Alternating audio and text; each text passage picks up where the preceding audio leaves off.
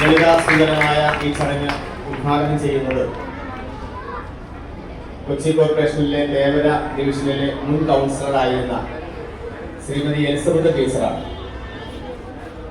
ടീച്ചറിന്റെ മറ്റൊരു വലിയ സവിശേഷത ഒരുപക്ഷെ നിങ്ങൾക്കറിയാമെന്ന് നമ്മൾ വിളിക്കുന്നത്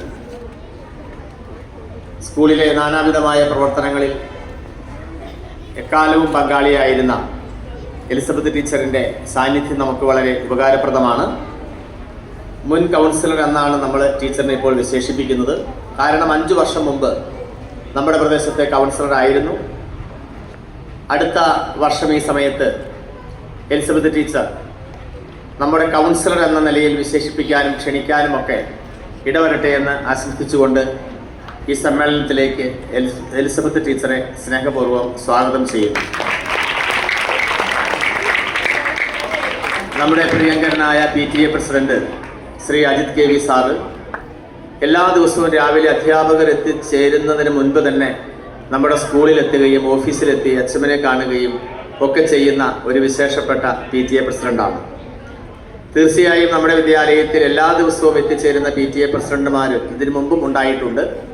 ഒരു അധ്യാപകൻ കൂടിയായ അജിത് സാറിൻ്റെ പ്രവർത്തനങ്ങൾ നേതൃത്വമെല്ലാം നമുക്ക് വളരെ ഉപകാരപ്രദമാണ്.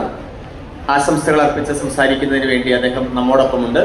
അജിത് സാറിന് ഏവരുടെയും പേരിൽ സ്വാഗതം നേരുന്നു. ഏതാനും ദിവസങ്ങളായി നമ്മൾ ഈ പഠനോത്സവത്തിന് വേണ്ടി ഒരുങ്ങുകയാണ്. സ്കൂളിലെ മികവുകളുടെ അവതരണമാണ് ഇവിടെ നടക്കുന്നത്. അതിനുവേണ്ടി SRG കൺവീനറായിരിക്കുന്ന കാതലൻ ടീച്ചർ വളരെ തീവ്രമായ ഒരുക്കത്തിലായിരുന്നു. ടീച്ചറിൻ്റെ നേതൃത്വത്തിൽ അധ്യാപകരും കുട്ടികളുമൊക്കെ അതിനുവേണ്ടി ഒരുങ്ങിയതിൻ്റെ പരിസമാപ്തിയാണ് ഇന്ന് നമ്മൾ കാണുന്നത്.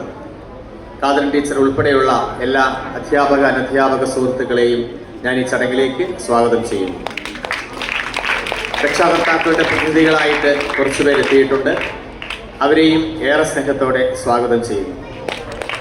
പ്രിയപ്പെട്ട കുട്ടികളെ, ഇവിടെ ഇന്ന് സാധാരണഗതിയിൽ നടക്കുന്നൊരു സമ്മേളനം അല്ല നടക്കുക. നിങ്ങളുടെ കണ്ണിനും കാതിനുമെല്ലാം കുളിരണിയിക്കുന്ന പ്രവർത്തനങ്ങളാണ് നടക്കുന്നത്. എലിസബത്ത് ടീച്ചർ ഇത് ഉദ്ഘാടനം ചെയ്യുന്നത് പോലും സുദീർഘമായൊരു പ്രസംഗത്തിലൂടെയല്ല, മറിച്ച് മാജിക് എന്ന് വിശേഷിപ്പിക്കാവുന്ന ഒരു പ്രവർത്തനത്തിലൂടെയാണ്. പെട്ടെന്ന് കഴിഞ്ഞു പോകും കാര്യങ്ങൾ.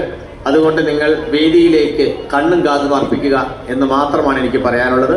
എല്ലാ കുഞ്ഞുങ്ങൾക്കും ഒറ്റ വാക്കിൽ സ്വാഗതം ആശംസിച്ചുകൊണ്ട് നന്മകൾ നേർന്നുകൊണ്ട് എൻ്റെ വാക്കുകൾ ചുരുക്കുന്നു. നന്ദി.